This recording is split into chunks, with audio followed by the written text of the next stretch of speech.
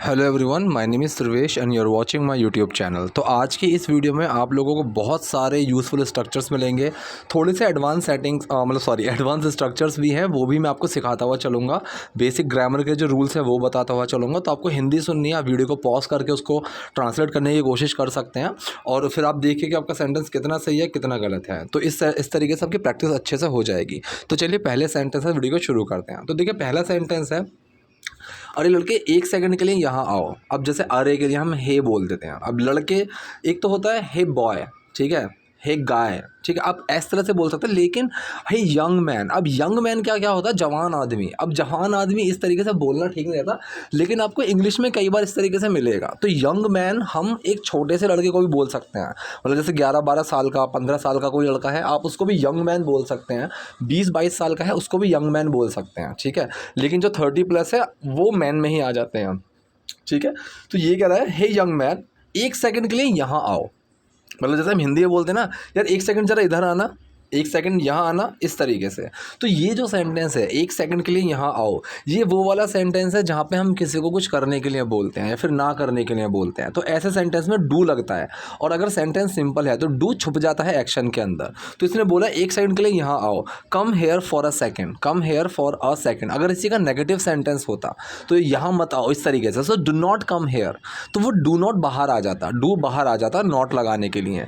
लेकिन यहाँ पे सेंटेंस है एक सेकंड के लिए यहाँ पे आओ। So come here for a second, come here for a second. और कई सारी जगह पे ना आपको सेकंड पूरा लिखा हुआ भी नहीं मिलेगा, वो सेक मिलता है, कम हेयर फॉर अ सेक, ठीक है। So come here for a second, एक सेकंड के लिए इधर आओ। कृपया आप अपना बैग खोलेंगे, ठीक है। तो एक तो तरीका ये हो गया, please will you please open your bag. एक तो तरीका ये हो गया, कृपया आप अपना बैग खोलेंगे। अब मैंने ये चीज़ कई बार बताई हुई है, ठीक है, कि कोई भी चीज़ जब हम किसी को कुछ करने के लिए बोलते हैं तो रिक्वेस्ट के लिए कुड या वुड का यूज़ करना स्टार्ट करो, ठीक है। तो जब हम कोई ऐसी किसी को कुछ एक्टिविटी करने के लिए बोलते हैं जिसमें कुछ फिजिकल काम होगा, ठीक है, किसी को उठ के कहीं जाना है, किसी को चलना है, किसी को कुछ करना है फिजिकली, तो ऐसी जगह पे हम कुड का यूज़ करते हैं। वुड का हम यूज़ वहाँ करते हैं जहाँ पे किसी को कुछ सोचने के लिए, देखने के लिए, बोलने के लिए, सिर्फ सुनने के लिए, ऐसी रिक्वेस्ट के लिए हम वुड का यूज़ करते हैं। अब देखिए आप ये सोचोगे कि यहाँ पे तो ये बैग खोलने के लिए बोल रहा है, तो इसमें तो फिजिकल एक्टिविटी होगी, बिल्कुल होगी। Would you please open your bag, ये सेंटेंस गलत होगा। फिर तो आएगा could you please open your bag, ठीक है। लेकिन यहाँ पे आप ध्यान से देखो, मैंने सेंटेंस को कैसे घुमाया है।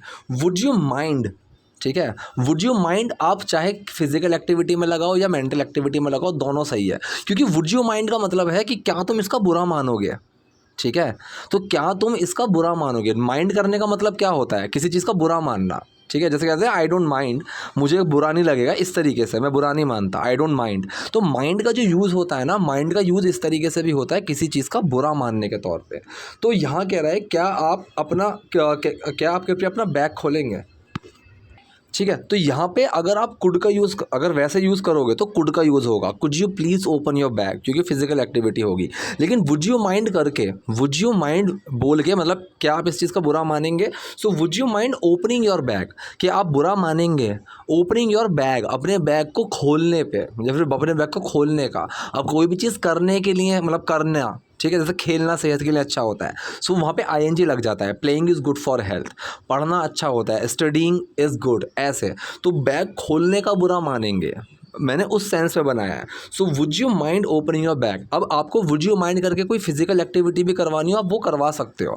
मतलब अगर मुझे किसी को बोलना कि क्या तुम उधर जाओगे, would you mind going there, मतलब क्या तुम उधर जाने में बुरा मानोगे, इस तरीके से। अगर आपको सिंपल रखना है कि सर आप ये बताओ क्या आप कृपया अपना बैग खोलेंगे, इसको मैं कैसे बोलूँ। सो यहाँ पे सिंपल सा बन जाएगा, can you please open your bag, will you please open your bag. आप फ्यूचर इंडेफिनिट के तौर पे बना सकते हो, कैन के तौर पे बना सकते हो, कुड के तौर पे बना सकते हो, और वुड के तौर पे भी बना सकते हो, वुड यू माइंड करके। सो वुड यू माइंड का यूज़ करके और एक्शन में अगले में आईएनजी लगा के आप ऐसा काम करा सकते हो, ऐसे काम की रिक्वेस्ट कर सकते हो जो फिजिकली होगा, ठीक है। Would you mind repeating this again, मतलब क्या तुम इसको दोबारा रिपीट करोगे, क्या तुम इसको रिपीट करने में बुरा मानोगे। Would you mind coming over my home, क्या मतलब मेरे घर आने पे बुरा मानोगे, इस तरीके से। सो कृपया आप क्या आप कृपया अपना बैग खोलेंगे। Would you mind opening your bag, will you please open your bag, can you please open your bag, could you please open your bag. आपके लिए सारे सही है, जो आपको ठीक लगे वो लगाओ। क्यों तुम मेरा बैग क्यों देखना चाहते हो, ठीक है। यहाँ पे ये कह रहा है क्यों तुम मेरा बैग क्यों देखना चाहते हो। अब ये जो सेंटेंस है तुम मेरा बैग क्यों देखना चाहते हो, ताहे तीहे से समझ में आ रहा होगा कि आपका प्रेजेंट इंडेफिनिट सेंटेंस है, ठीक है। सो क्यों मतलब क्वेश्चन वर्ड लगेगा। अब क्वेश्चन वर्ड जब भी लगता है सो क्वेश्चन वर्ड पहले आता है, फिर हेल्पिंग वर्ब आती है, फिर आपका पर्सन आता है जो डूअर करने वाला है, और फिर एक्शन आता है, ठीक है। सो तुम मेरा बैग क्यों देखना चाहते हो, यहाँ पे क्वेश्चन वर्ड क्या है, क्वेश्चन वर्ड है यहाँ पे वाई, पहले वाई आएगा। अब प्रेजेंट इंडेफिनिट में तुम के साथ क्या लगेगा, डू लगेगा। सो वाई डू, फिर पर्सन कौन है, यू, वाई डू यू, फिर action, want to see my bag, why do you want to see my bag, तुम मेरा बैग क्यों देखना चाहते हो, why do you want to see my bag. तुम्हें अच्छी तरह पता होना चाहिए कि तुम्हारे बैग में क्या है, ठीक है।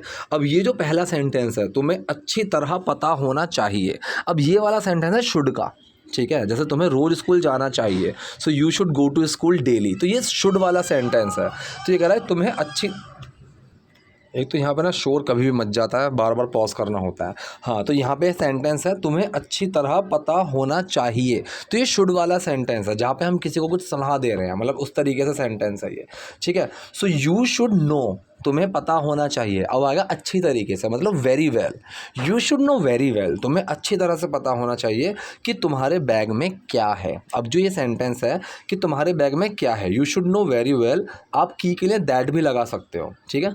कोई आपको रोक नहीं रहा है और वो सेंटेंस भी सही होगा, चाहो तो इग्नोर कर दो, वो भी सही है। सो you should know very well, आपको अच्छी तरीके से पता होना चाहिए तुम्हारे बैग में क्या है।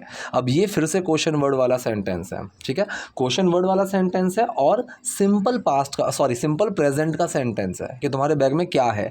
यहाँ पे कोई एक्शन नहीं है, तो सिंपल जो आपका सेंटेंस होता है, सिंपल प्रेजेंट का सेंटेंस होता है, उसमें इज़ एम आर लगता है, ठीक है। अब तुम्हारे बैग में क्या है, ये सिंगुलर सेंटेंस है, वॉट के साथ इज़, ठीक है। So what is in your bag, ठीक है, what is in your bag, तो पूरा सेंटेंस क्या बना, तुम्हें अच्छी तरह पता होना चाहिए कि तुम्हारे बैग में क्या है। सो you should know very well what is in your bag, तुम्हें अच्छी तरीके से पता होना चाहिए तुम्हारे बैग में क्या है। अब ये सोच रही है यहाँ पे दूर खड़ी है, वो किताबें चुरा रहा है। अब ये एक क्वेश्चन है, ठीक है। अब जैसे हम हिंदी में भी बोल देते हैं ना कि वो किताबें चुरा रहा है, ये मैं पूछ रहा हूँ, लेकिन मैंने सेंटेंस ऐसे नहीं बोला क्या वो किताबें चुरा रहा है, ठीक है। सो इंग्लिश में भी ना हम सिंपल तरीके से सेंटेंस बोल देते हैं, लेकिन बात की टोन से, ठीक है। और एक सिचुएशन से समझ में आ जाता है कि मैं यहाँ सवाल पूछ रहा हूँ, सेम इस तरह से। वो किताबें चुरा रहा है, सेंटेंस कौन सा है, ये प्रेजेंट कॉन्टीन्यूअस का, इज़ एम आर लगेगा। अब वो के साथ क्या आएगा, मतलब वो का मतलब ही के साथ लगेगा इज़, और एक्शन में आईएनजी आती है, चाहे प्रेजेंट कॉन्टीन्यूअस हो, पास्ट कॉन्टीन्यूअस हो या फ्यूचर कॉन्टीन्यूअस हो, एक्शन में आईएनजी आती है, ठीक है। सो ही इज़ स्टीलिंग बुक्स, वो किताबें चुरा रहा है, ही इज़ स्टीलिंग बुक्स। ये बहुत शर्मनाक है। अब ये जो सेंटेंस है ये बहुत शर्मनाक है, मतलब यार ये चीज़ तो बड़ी ख़राब है, बहुत ही शर्मनाक वाली बात है इस तरीके से। सो ये जो सेंटेंस है ये है आपका प्रेजेंट का सिंपल वाला, ठीक है, सिंपल प्रेजेंट सेंटेंस है। तो यहाँ पे कोई एक्शन नहीं है, सिर्फ एक कंडीशन, एक सिचुएशन की बात हो रही है। सो ये बहुत शर्मनाक है। तो यहाँ तो आप यहाँ पे दिस का यूज़ करो वो भी ठीक है, दैट का यूज़ करो वो भी ठीक है। अब जैसे मैंने हिंदी में बोला भाई वो तो बहुत शर्मनाक बात है, ये भी सही है, या ये तो बहुत शर्मनाक बात है, ये भी सही है, तो इतना कंफ्यूज होने की ज़रूरत नहीं है। तो मैंने दैट लगा दिया, दैट इज़ सो एम्बैरेसिंग। अब एम्बैरेसिंग का मतलब क्या होता है, शर्मनाक, शर्मनाक बात, ठीक है। सिर्फ एम्बैरस का मतलब होता है किसी को शर्मिंदा करना, लेकिन जब आप एम्बैरस में आईएनजी लगाओगे ना तो वो बन जाता है एक शर्मनाक बात। आप ये मत बोलना कि वो उसको शर्मिंदा कर रहा है, ठीक है। सो ही इज़ एम्बैरेसिंग, ठीक। तो इस तरीके से नहीं होता है, शर्मनाक बात होता है एम्बैरेसिंग का मतलब, ठीक है। ही इज़ मेकिंग एम्बैरेस्ड, इस तरीके से यूज़ कर सकते हो, you are making me embarrassed, तुम मुझे शर्मिंदा कर रहे हो, ठीक है। इट इज़ सो एम्बैरेसिंग, ये बहुत शर्मनाक बात है, इस तरीके से चीज़ें यूज़ होती हैं, ठीक। तो ये चीज़ें मैंने बताई भी हुई हैं अपनी पहले की एक वीडियो में बताई हुई है, जहाँ पर मैंने बताया था कुछ चीज़ों के बाद जब आईएनजी लग जाता है ना तो वो एक्शन की जगह वो एक एडजेक्टिव की तरह काम करती हैं, जैसे अंडरस्टैंड है। सो अगर मैं बोलूँ कि मैं समझ रहा हूँ, आई एम अंडरस्टैंडिंग, अंडरस्टैंडिंग नहीं, अंडरस्टैंडिंग का मतलब होता है एक समझदार इंसान, एक समझने वाला इंसान। जैसे मैं बोलूँ ही इज़ वेरी अंडरस्टैंडिंग, तो अगर मैं समझ रहा हूँ आई एम अंडरस्टैंडिंग, नहीं, ये सेंटेंस बिल्कुल गलत है। आप इसको प्रेजेंट इंडेफिनिट के फॉर्म में रखो, I understand, I am trying to understand, I am getting it, आप इस तरीके से बोलोगे। तो ये जो सेंटेंस है यहाँ पे ये बहुत शर्मनाक है। तो यहाँ पे जो आईएनजी लग गया ना एम्बैरस में, तो ये कोई प्रेजेंट कॉन्टीन्यूस वाला सेंस नहीं देगा। एम्बैरस में आईएनजी लगने का मतलब होता है एम्बैरेसिंग का मतलब एक शर्मनाक बात, ठीक है। सो ये बहुत शर्मनाक है, दैट इज़ सो एम्बैरेसिंग। अब ये करें, ये शायद एक गलत फहमी है, ठीक है, ये शायद एक गलत फहमी है। अब शायद के लिए आप मे बी का यूज़ कर लो, परहैप्स का यूज़ कर लो, और एक बहुत ही अच्छी चीज़ है प्रोबेबली। प्रोबेबली का मतलब हिंदी में होता है संभावित तौर पे, मतलब इस चीज़ की संभावना है, ठीक है, ऐसे। सो ये शायद एक गलत फहमी है, ठीक है। So it is probably a misunderstanding, simple present का सेंटेंस है, ठीक है। या तो यहाँ पे आप दिस का भी यूज़ कर सकते हो, दैट का भी, इट का भी, ठीक है। So it is probably a misunderstanding. वैसे यहाँ पे इट का यूज़ ज़्यादा सेंस देगा, क्यों सेंस देगा, क्योंकि यहाँ पे एक एक सिचुएशन की बात कर रही है कि ये जो चीज़ें हुई उस कॉन्टेक्स्ट की बात कर रही है, तो ऐसी जगह पे आप इट का यूज़ ही ज़्यादा देखोगे, ठीक है। सो ये शायद एक गलत फहमी है। अब गलत फहमी क्या होती है, मिसअंडरस्टैंडिंग। अब यहाँ पे मिसअंडरस्टैंडिंग में जो आईएनजी लग रहा है, इसका मतलब भी ये नहीं है कि प्रेजेंट कॉन्टिन्यूस का सेंटेंस है, नहीं। मिसअंडरस्टैंड का मतलब होता है किसी को गलत समझना, ठीक है। कोई गलत फहमी को हम बोलते हैं मिसअंडरस्टैंडिंग। जैसे कि मैं बोलूँ यार भाई हम दोनों में ना कुछ मिसअंडरस्टैंडिंग है, उसको क्लियर करते हैं, तो मतलब कुछ गलत फहमी है हम दोनों में, उसको क्लियर करते हैं, ठीक। सो ये शायद एक गलत फहमी है, it is probably a misunderstanding, perhaps it is a misunderstanding, may be it is a misunderstanding, ठीक है। सो आप इसको अलग अलग तरीके से बोल सकते हैं। मैंने क्या लिखा है, इट्स प्रोबेबली अ मिसअंडरस्टैंडिंग, ये शायद एक गलत फहमी है। सभी छात्र इस आदत को बढ़ा लेते हैं, विकसित कर लेते हैं, पनप जाती हैं उनके अंदर, ठीक है। तो इस चीज़ को हम बोलते हैं डेवलप करना, ठीक है। क्या बोलते हैं, डेवलप करना। सो सभी छात्र इस आदत को बढ़ा लेते हैं, ठीक, मतलब उसको डेवलप कर लेते हैं। तो ये जो सेंटेंस बनेगा ये आपका प्रेजेंट इंडेफिनिट के सेंस में बनेगा, ठीक है। कोई चीज़ कर लेते हैं, कोई चीज़ होती है, ताहती है वाले।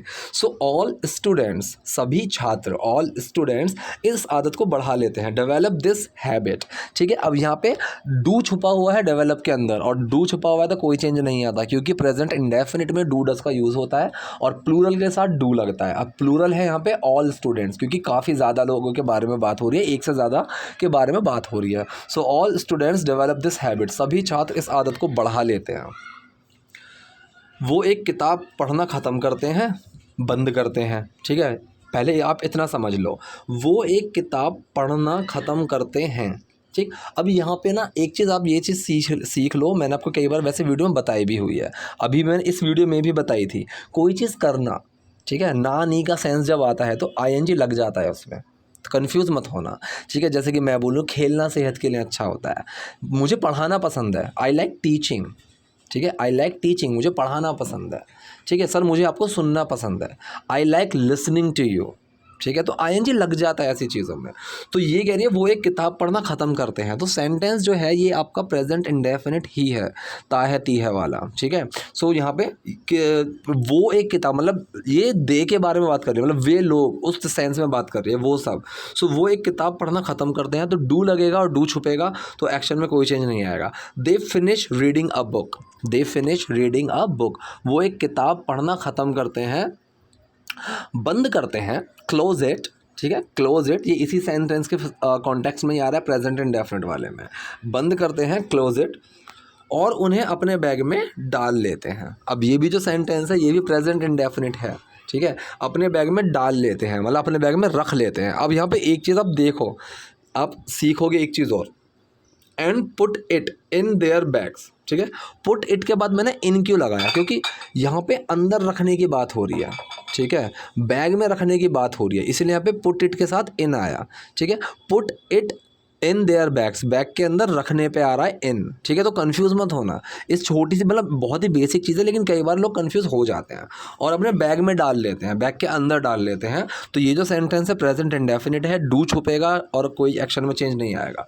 And put it in their bags, अब यहाँ पे एक्शन क्या है, पुट, रखना, ठीक है। Put it in their bags, और बैग में रख लेते हैं। अब ये कह रहा मैं बस भूल गया था, ठीक है। कौन सा सेंटेंस है ये, पास्ट इंडेफिनिट, मैं बस भूल गया था। बस के लिए आप क्या लगाओगे, जस्ट, ठीक है, मैंने बताया हुआ है, ज़रा, बस, इस तरीके की चीज़ों के लिए जस्ट का यूज़ हो जाता है। ठीक है, मैं ज़रा भूल गया था।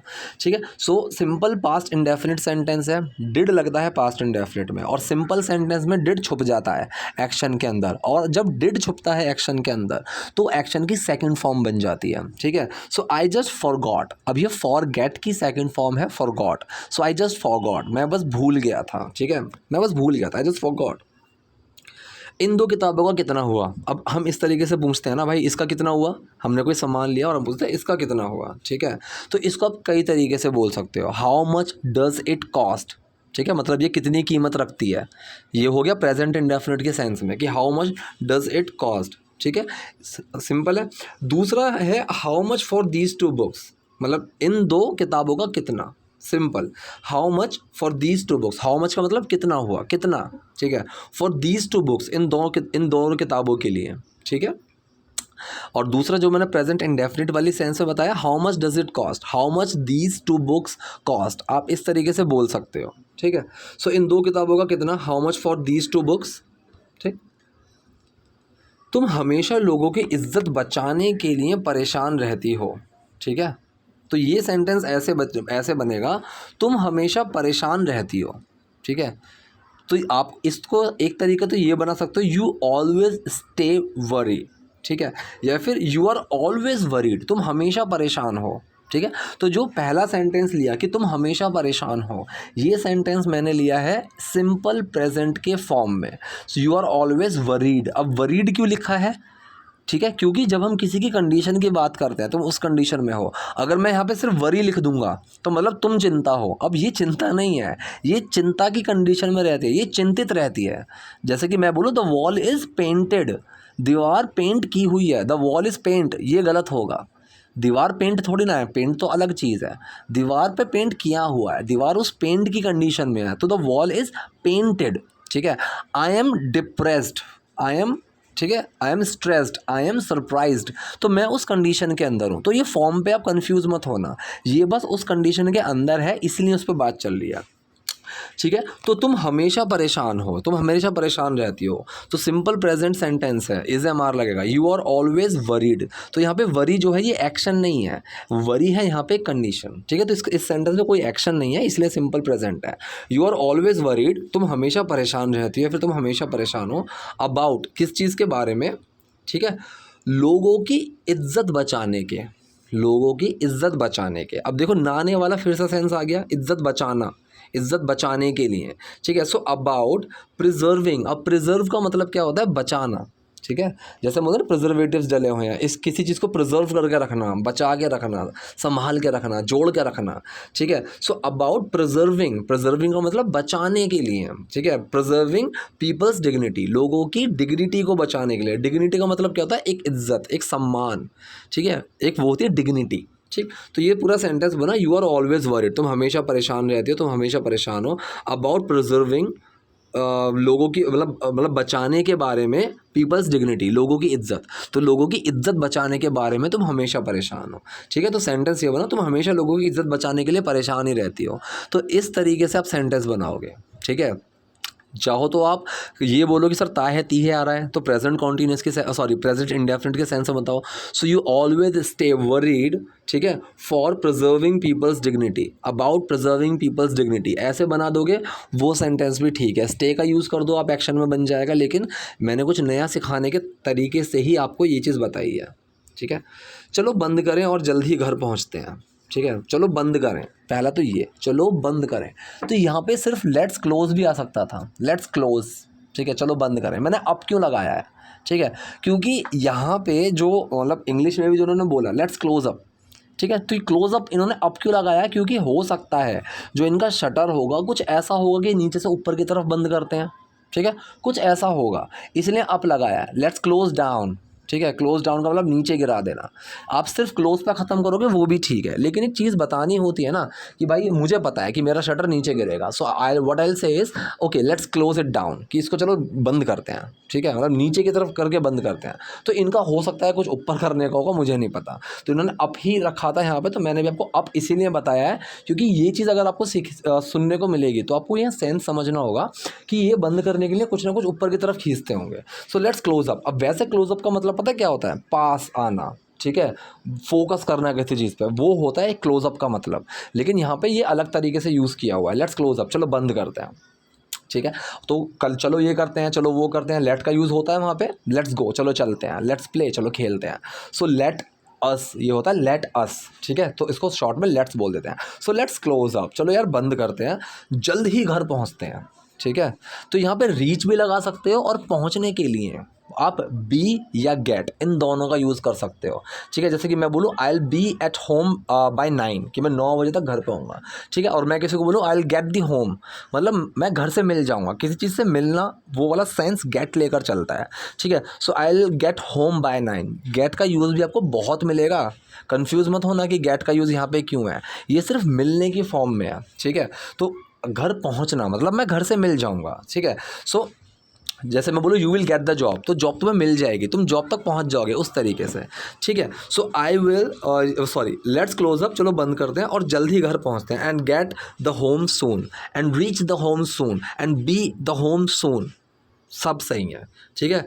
जल्दी घर पहुंचते हैं, तो किसी को कुछ करने के लिए वो वाला सेंस है यहाँ पे, डू वाला, ठीक है। तो सिंपल सेंटेंस है, डू छुप जाएगा, एंड गेट द होम सून, और घर जल्दी पहुंचते हैं।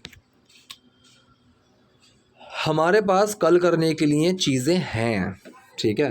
तो ये जो सेंटेंस है, किसी भी चीज़ की पोजेशन वाली चीज़, कि हमारे पास कुछ चीज़ है, तो ये बेसिकली कौन से सेंटेंस होते हैं? प्रेजेंट इंडेफिनिट ही होते हैं, मतलब हम कल भी कुछ करने के लिए चीज़ें रखते हैं। तो यहाँ पे हैव का यूज़ हो जाता है और हैज़ का यूज़ हो जाता है, लेकिन हैज़ हैव जो है यहाँ पे सिर्फ एक्शन के तौर पे यूज़ होते हैं, ठीक है, कि चीज़ें हैं हमारे पास। लेकिन अगर अगर प्लूरल है तो उसके साथ हैव लगता है, क्यों? क्योंकि उसमें डू छुपा हुआ है, कोई चेंज नहीं आएगा। लेकिन सिंगुलर है, उसमें हैज़ लगा होगा, क्यों? क्योंकि हैव के अंदर डज छुपा हुआ है। जैसे ही has a pen, I have a pen, so I में डू छुप गया हैव के अंदर, तो हैव का हैव है। लेकिन ही हैज़ में हैव के अंदर छुपा हुआ डज है। अगर इसका नेगेटिव बनाऊंगा, he does not have a pain, तो डज बाहर आ गया और ही के साथ हैव लग गया। सेम यहाँ पे हमारे पास कल करने के लिए चीज़ें हैं, so we have things to do tomorrow, ठीक है। वी हैव थिंग्स, हमारे पास चीज़ें हैं, हम चीज़ें रखते हैं, किस चीज़ के लिए? टू डू टुमारो, कल करने के लिए, ठीक है। ये कह रहा है हाँ कल रविवार है ना। अब ये चीज़ मैंने कई बार बताई है, कल रविवार है ना। सो टुमारो इज़ संडे, या फिर इट इज़ संडे टुमारो, दोनों बिल्कुल सही है। टुमारो इज़ संडे या फिर इट इज़ संडे टुमारो, दोनों ठीक है ना। अब है ना के लिए कैजुअल चीज़ में हम क्या बोलते हैं? राइट, ठीक है, राइट बोल देते हैं कि टुमारो इज़ संडे राइट। इसको तो इन्होंने यहाँ पे थोड़ा फॉर्मल लिया है। फॉर्मल में क्या होता है? इज़न्ट इट, पहले हेल्पिंग वर्ब के साथ नॉट आ जाती है, फिर पर्सन आ जाता है, ठीक है। तो यहाँ पे क्या है? इज़ नॉट इट, ठीक है, इज़न्ट इट, ठीक।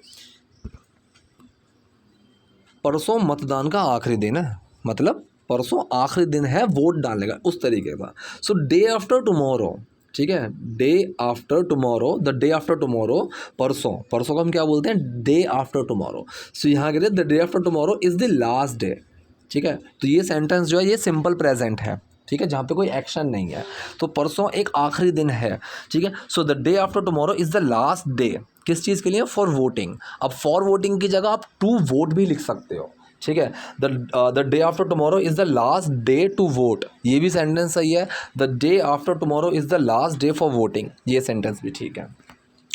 चर्च के नेता का चुनाव करना एक बड़ा फैसला है, ये सेंटेंस क्या है? ये भी आपका सिंपल प्रेजेंट है, जिसमें कोई एक्शन नहीं है, सिर्फ बता रहा है कि चर्च के नेता का चुनाव करना एक बड़ा फैसला है। अब नेता क्या मतलब? यहाँ पे एक लीडर के तौर पे, ठीक है। तो चुनाव करना, अब देखो ना नहीं लग गया ना, चुनाव करना, जैसे मैंने बोलता खेलना, तो यहाँ पे आईएनजी लगेगा ही लगेगा। लेकिन कंफ्यूज मत होना कि आईएनजी क्यों लगा है, क्योंकि कोई चीज़ करने की बात आ रही है यहाँ पे, ठीक है, करना, वो वाला सेंस आ रहा है। सो इलेक्टिंग चर्च लीडर, चर्च के लीडर का चुनाव करना इज़ अ बिग डिसीजन। अब इस लगेगा क्योंकि सिंपल प्रेजेंट सेंटेंस है, इज़ अ बिग डिसीजन, एक बड़ा फैसला है। जैसे मैं बोलूँ खेलना सेहत के लिए बहुत अच्छा होता है, सो playing is very good for health, ठीक है, इस तरीके से। सो चर्च के नेता का चुनाव करना एक बड़ा फैसला है। चाहो तो आप इसको ऐसे बना सकते हो, it is a big decision, ठीक है, it is a big decision to choose या फिर टू इलेक्ट चर्च लीडर, आप इस तरीके से ही बना सकते हो, ठीक है। It is very good to play, तो खेलना बहुत अच्छा होता है, इसको आप घुमा के भी बोल सकते हो, लेकिन इसको सिंपल पहले समझो, पहले सिंपल समझ लो कि खेलना सेहत के लिए अच्छा होता है, playing is good for health. Church के नेता का चुनाव करना एक बड़ा फैसला है, electing church leader is a big decision, ठीक है, इस तरीके से समझो। यह परमेश्वर के चुने हुए लोगों के जीवन को प्रभावित करता है, मतलब ये भगवान के चुने हुए लोगों के जीवन को प्रभावित करता है, ठीक है। तो ये सेंटेंस कैसे बनेगा, ये प्रभावित करता है, ठीक है, भगवान के द्वारा चुने हुए लोगों के जीवन को, ठीक। तो ये प्रभावित करता है, प्रभाव करने को हम क्या बोलते हैं, इम्पैक्ट, ठीक है। इम्पैक्ट, इम्पैक्ट का मतलब होता है प्रभाव डालना, तो दैट इम्पैक्ट्स, अब इम्पैक्ट्स का मतलब डस छुपा हुआ है, तो ये इम्पैक्ट करता है, सिंपल सा इतना सा सेंटेंस है कि ये असर डालता है, ये प्रभाव डालता है, सो दैट इम्पैक्ट्स, ठीक है, डस छुप गया, तो दैट इम्पैक्ट्स, अगर नेगेटिव होता कि ये प्रभाव नहीं डालता है, so that does not impact आ जाता, लेकिन यहाँ पे क्या है, दैट इम्पैक्ट्स, ये प्रभावित करता है the life of God's chosen people. अब चूजन क्या है, यहाँ पे थर्ड फॉर्म क्यों आई है, चुने हुए, ठीक है। अब जैसे कि मैं बोलूँ, ये कंडीशन बताता है कि ये चीज़ हुई हुई है, तो वहाँ पे उसकी जो फॉर्म है वो हमेशा थर्ड फॉर्म ही आपको मिलेगी।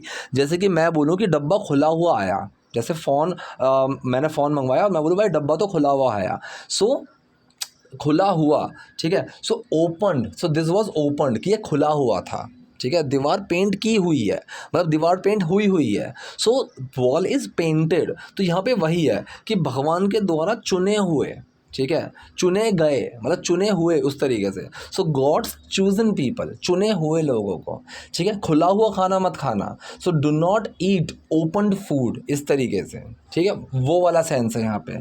तो इस तरीके से आपने दो चार चीज़ें सोच के देखो, कोई चीज़ हुई हुई, ठीक है। अगर मैं बोलूँ, अगर तुम मुझे बोलो कि सर आप सर अपलोडेड वीडियो मैंने देखी, ठीक है, तो वो अपलोडेड वीडियो है क्योंकि अपलोड हुई हुई है, समझ रहे हो ना।